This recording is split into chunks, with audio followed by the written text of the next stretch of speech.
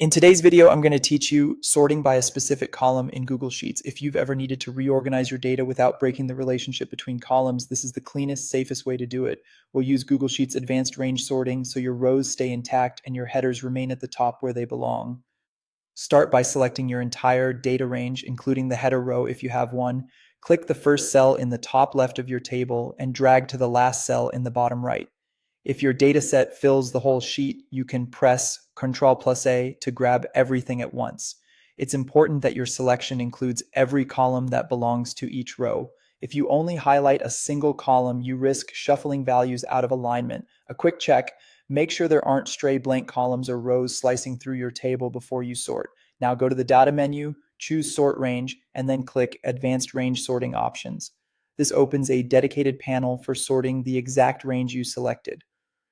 Using these options is safer than the quick sort sheet commands because it focuses only on your chosen range and gives you control over headers and sort direction. In the panel that appears, find the Sort By dropdown and select the specific column you want to sort on. If your first row contains labels like name, date, or amount, you'll be able to reference those labels once you tell Sheets that your data has a header row. If not, you'll see column letters, and you can choose the one that matches the field you're targeting. Next, decide the order. Choose A to Z for ascending or Z to A for descending. Ascending sorts text alphabetically from A to Z, numbers from smallest to largest, and dates from oldest to newest. Descending reverses that.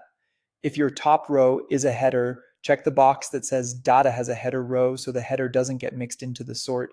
This keeps your column labels fixed at the top and makes the column names appear in the drop downs for clarity.